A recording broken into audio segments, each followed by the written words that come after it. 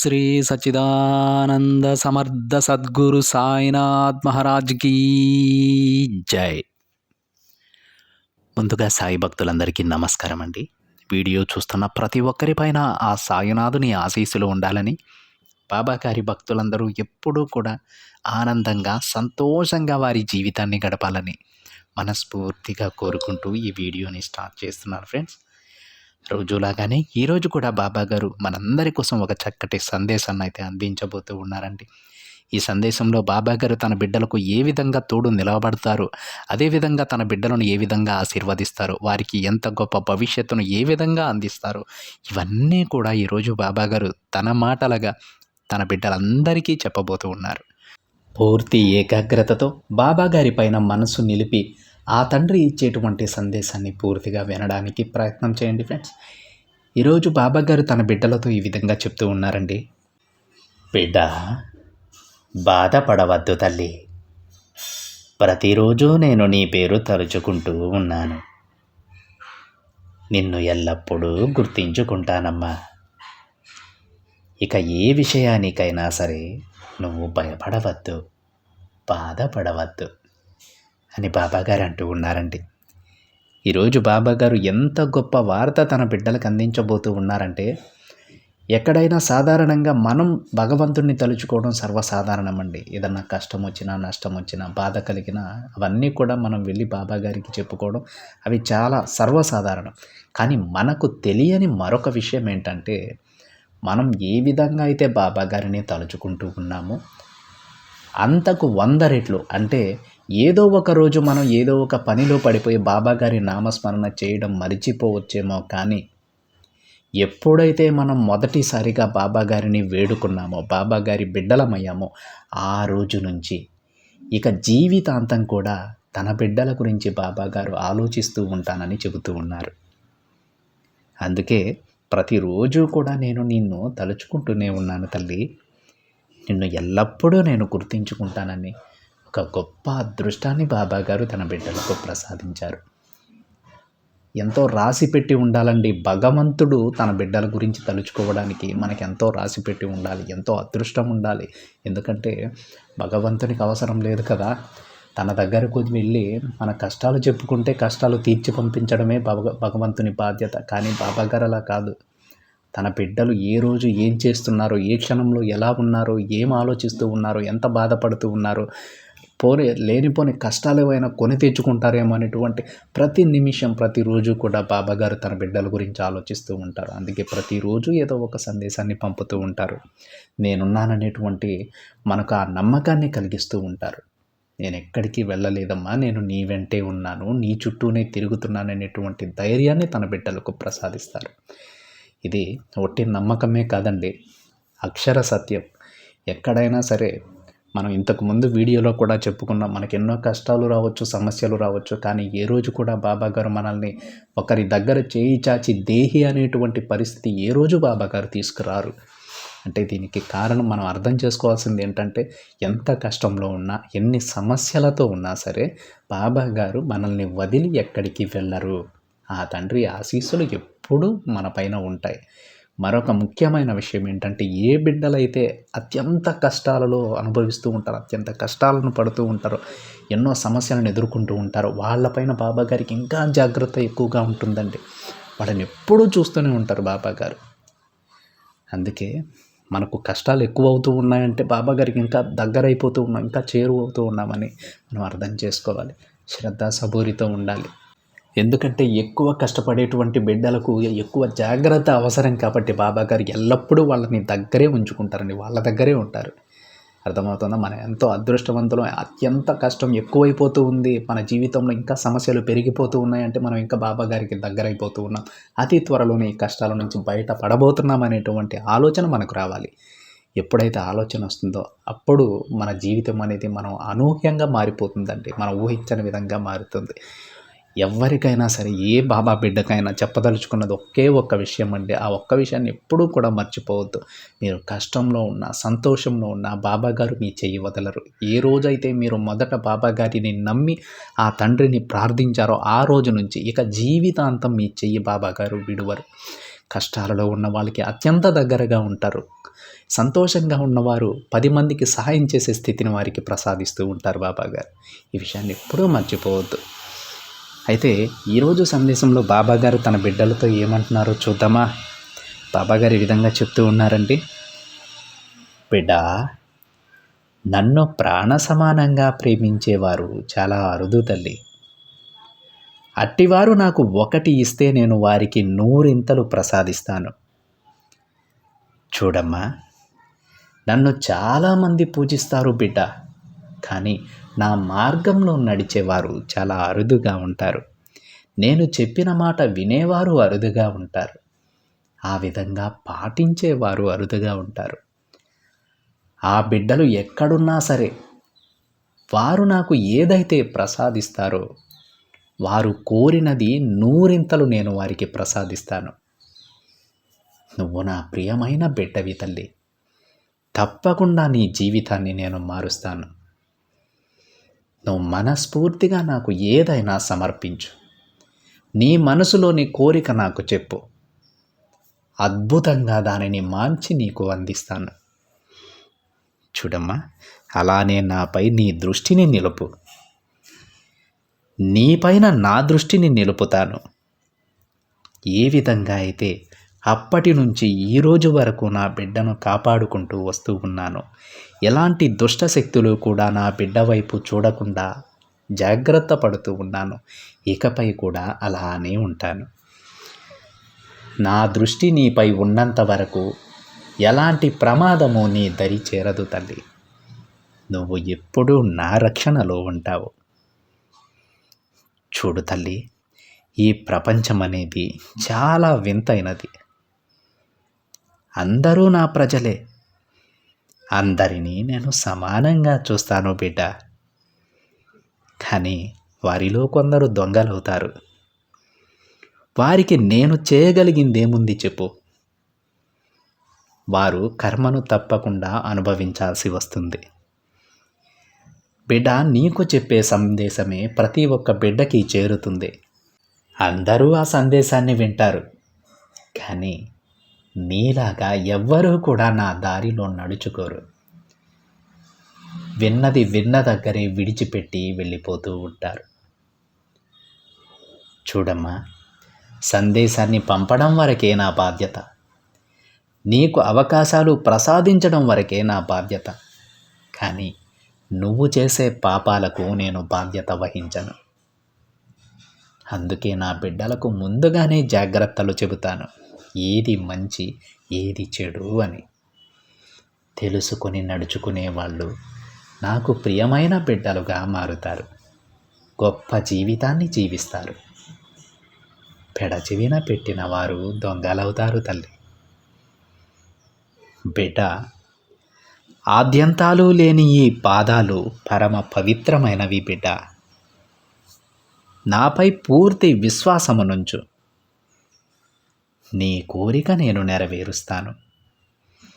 ఏ బిడ్డలైతే ఈ పాదాల దగ్గర శరణాగతి పొందుతారో వారు ఈ తండ్రి రక్షణలో సురక్షితంగా ఉంటారని గుర్తుపెట్టుకో.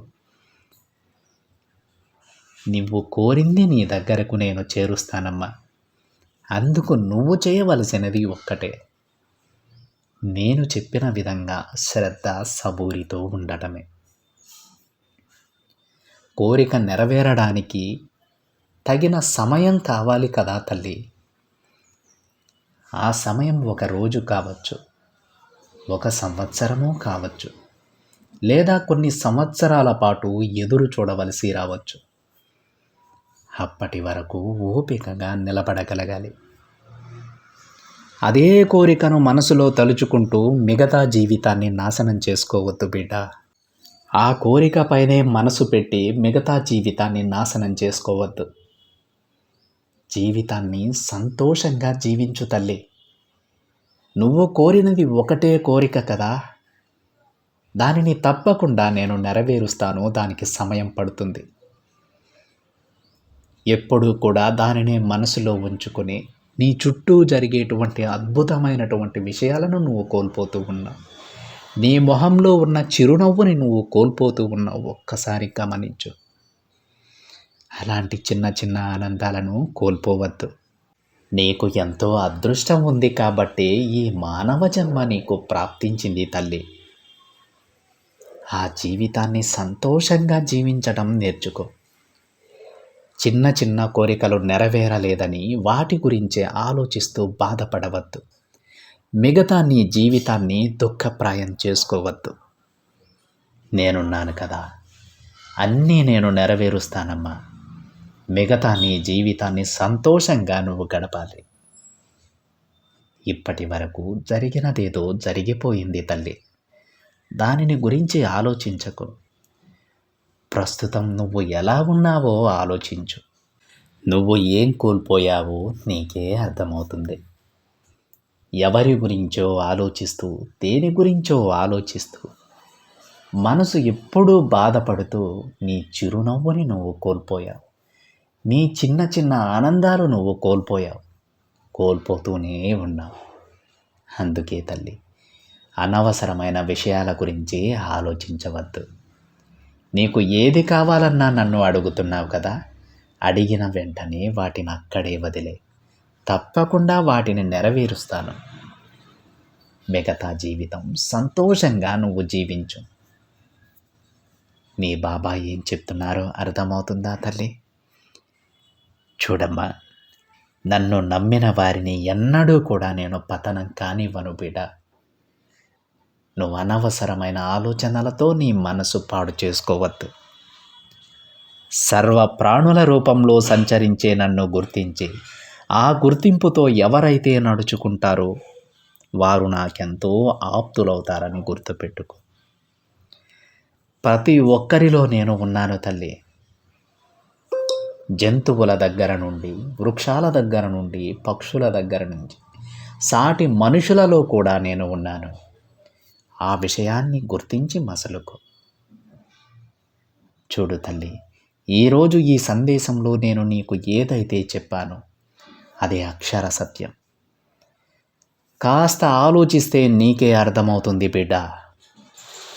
అర్థమైన తరువాత నేను చూపిన మార్గం కూడా నీకు కనిపిస్తుంది. అదే మార్గంలో నడు. గొప్ప జీవితం నీ సొంతమవుతుంది తల్లి అని బాబాగారు అంటూ ఉన్నారండి. ఈరోజు బాబాగారు చెప్పిన మాటలు ప్రతి బిడ్డకి అర్థమయ్యాయా అండి? అర్థం అవ్వాల్సిన మాటలు ఇవి. ఎందుకంటే మనం మన జీవితంలో ఏదో ఒక కోరిక కోరుతాం. ఆ కోరిక తీరితే నేను చాలా సంతోషంగా ఉంటానని ప్రతి ఒక్కరం అనుకుంటామండి. దాంట్లో నుంచి ఎవ్వరూ కూడా మినహాయింపు కాదు, ప్రతి ఒక్కరం అనుకుంటాం. కానీ ఈరోజు బాబాగారు ఎంత గొప్ప విషయం చెప్పారో తెలుసా?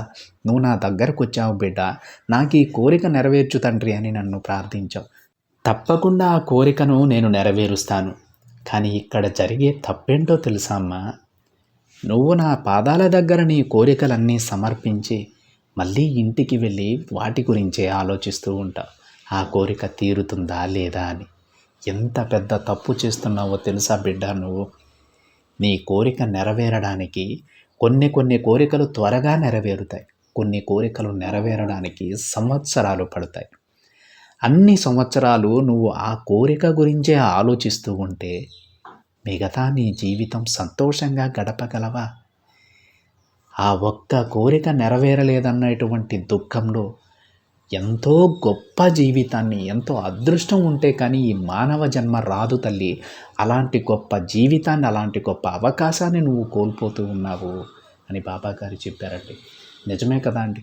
మనం బాబాగారికి ఏదైనా కోరిక విన్నవించుకుంటే తప్పకుండా ఆ తండ్రి నెరవేరుస్తారు. కాకపోతే దానికి కొంత సమయం పడుతుంది. మనం చేసినటువంటి పాపకర్మల కారణంగా దానికి కొంత సమయం పడుతుంది. ఒక్కో కోరిక త్వరలోనే నెరవేరిపోవచ్చండి. కానీ కొన్ని కోరికలు నెరవేరడానికి కొన్ని నెలలు పట్టొచ్చు, కొన్ని సంవత్సరాలు కూడా పట్టొచ్చు. మరి అన్ని సంవత్సరాలు ఆ కోరిక గురించే మనం ఏదైతే బాబాగారికి విన్నవించావో దాని గురించే ఆలోచిస్తూ మిగతా జీవితాన్ని మనం కోల్పోతామా? ఎంత సంతోషకరమైనటువంటి జీవితం మనది. ఎంత అదృష్టం ఉంటే కానీ మానవ జన్మ రాదే. అలాంటి జీవితాన్ని ఇలాంటి ఆలోచనలతో నాశనం చేసుకుంటామా? మన చుట్టూ ఎన్నో అద్భుతాలు జరుగుతూ ఉంటాయి. ఎన్నో సంతోషకరమైనటువంటి ఎంతో ఆనందంగా ఉండేటువంటి క్షణాలు చాలా వస్తూ ఉంటాయి. కానీ మనం అవేమీ కూడా గుర్తించం. మన మనసంతా కూడా దాని మీదే ఉంటుంది. బాబాగారికి నేను ఇది చెప్పాను, అది ఇప్పుడు నాకు వస్తుంది. నా కోరికను బాబాగారు ఇప్పుడు నెరవేరుస్తారు. తప్పకుండా నెరవేరుతుందండి. బాబా గారిని ఎవరైతే ఏ బిడ్డలైతే మనస్ఫూర్తిగా నమ్మి ఆ తండ్రికి విన్నవించుకుంటారో ఆ బిడ్డల ప్రతి కోరిక నెరవేరుతుంది. అందులో ఎలాంటి సందేహం లేదు. నెరవేరే దాన్ని గురించి కూడా ఎప్పుడు ఇంకా ఎప్పుడు నెరవేరుతుందని దాని గురించే పదే పదే ఆలోచిస్తూ మీ మనసుని పాడు చేసుకొని మీ చుట్టూ జరిగేటువంటి ఆనంద క్షణాలను మీరు కోల్పోతూ ఉన్నారు. అలా చేసుకోవద్దని బాబాగారు చెప్తూ ఉన్నారు. ఒక్కసారి బాబాగారు చెప్పినటువంటి ఈ మార్గాన్ని పాటించండి ఫ్రెండ్స్. ఒక కోరిక బాబాగారికి విన్నవించారు, అది తప్పకుండా నెరవేరుతుంది. ఎప్పటికైనా నెరవేరనివ్వండి. బాబాగారు తప్పకుండా నన్ను చల్లగానే ఆశీర్వదిస్తారు, సరైన సమయంలో ఆ కోరికను నెరవేరుస్తారు అనేటువంటి ఆ మనసుతో మీ చుట్టూ జరిగేటువంటి ఆనంద క్షణాలను మీరు కూడా ఆనందంగా గడపడం నేర్చుకోండి. ఎప్పుడు సంతోషంగా ఉండటం నేర్చుకోండి. జీవితంలో ఎప్పుడూ కూడా ఆనందంగా గడపాలండి. జీవితాన్ని సంతోషంగా జీవించాలి. మన జీవితంలో కొన్ని సంవత్సరాలు గడిచి వెళ్ళిపోయిన తరువాత వెనక్కి తిరిగి చూసుకుంటే ఆనందంగా సంతోషంగా గడిపిన క్షణాలు కోకొల్లలు ఉండాలండి. అంతేకాని వేళ్ళ మీద లెక్క పెట్టుకునేలా ఉండకూడదు. నువ్వు ఆనందంగా ఎన్ని రోజులు గడిపావంటే వేళ్ళ మీద లెక్క పెట్టి చెప్పేసేలా ఉండకూడదు. ఎన్నో సంతోషకరమైన క్షణాలు ఉండాలండి. ఎన్నో ఆనందకరమైనటువంటి గడియలు ఉండాలి. ఎంతో సంతోషకరమైనటువంటి కాలం ఉండాలి. మనం గడిపినటువంటి జీవితం ఎంతోమందికి ఆదర్శంగా ఉండాలి. చుట్టుపక్కల వాళ్ళు చూసి ఈర్షపడాలి. అంత గొప్ప జీవితాన్ని మనం జీవించాలి. ఇది ప్రతి ఒక్కరికి సాధ్యపడుతుందండి. అది ఎప్పుడో తెలుసా? ఈరోజు బాబాగారు చెప్పినట్టు మీకు ఏదైతే మీ మనసులో ఏ కోరిక అయితే నెరవేరాలని ఉందో దాని గురించి మర్చిపోండి. అది నాకు చెప్పండి. దాని గురించి ప్రయత్నం చేయండి. మిగతా సమయాన్ని ఆనందంగా జీవించండి. ఆ ఒకే ఒక్క కోరిక గురించి మీరు నిరంతరం ఆలోచించడం వల్ల మీరు రోజులో ఎంత సమయం వృధా చేస్తున్నారో తెలుసా? ఎంత ఆనంద క్షణాలను కోల్పోతున్నారో తెలుసా? ఎంత సమయాన్ని మీరు దుఃఖంతో గడుపుతున్నారో తెలుసా? ఈ విషయం మీకు అర్థమైతే కనుక, ఈరోజు బాబాగారు చెప్పినటువంటి ఈ సందేశం మీకు పూర్తిగా అర్థమైతే కనుక మీ జీవితంలో ఎప్పుడూ కూడా మీరు దుఃఖపడరండి. సంతోషంగా జీవిస్తారు. ఆ తండ్రి మనకు ప్రసాదించినటువంటి ఈ గొప్ప జీవితాన్ని ఆనందంగా జీవిస్తారు.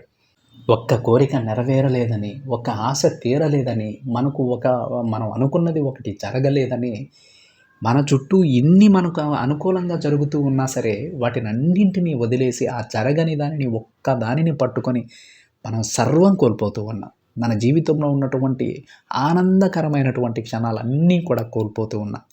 ఆ విధంగా చేసుకోవద్దని తన బిడ్డలకు బాబాగారు చెబుతూ ఉన్నారు. నన్ను నమ్మిన వారిని ఏ రోజు కూడా నేను విడిచిపెట్టను. వారికి ప్రతి ఒక్కటి నన్ను ఏదైతే కోరుతారో అవన్నీ కూడా నేను అందిస్తాను. వాటి గురించి మర్చిపోండి. మీరు సంతోషంగా ఉండండి. ఏ సమయానికి మీకు ఏది అందివ్వాలో ఆ సమయానికి అన్నీ అందిపోతాయని బాబాగారు చెప్తూ ఉన్నారు. అర్థమైందా ఫ్రెండ్స్? మరొక్కసారి బాబాగారి మాటలను అర్థం చేసుకోవడానికి ప్రయత్నం చేయండి. మీ జీవితాన్ని వృధా చేసుకోవద్దు. ఆనందంగా గడపండి. సంతోషంగా ఉండండి. అందరికీ ఆదర్శంగా ఉండండి. సాటి సాయి భక్తునిగా ప్రతి ఒక్క బాబా బిడ్డ నుంచి నేను కోరేది అదే అండి. ఇది ఫ్రెండ్స్ ఈరోజు బాబాగారి సందేశం కనుక మీకు నచ్చినట్లయితే ఒక చిన్న లైక్ చేయండి ఫ్రెండ్స్. మరింతమంది మన బాబాగారి భక్తులకైతే ఈ సందేశాన్ని షేర్ చేయడానికి ప్రయత్నం చేయండి. మొదటిసారిగా ఛానల్ని చూస్తున్న వాళ్ళైతే తప్పకుండా సబ్స్క్రైబ్ చేసుకుని పక్కనే ఉన్న బెల్ ఐకాన్ని యాక్టివేట్ చేయండి. మరొక బాబాగారి సందేశంతో మరొక వీడియోలో కలుద్దాం. అంతవరకు ఓం సాయిరామ్.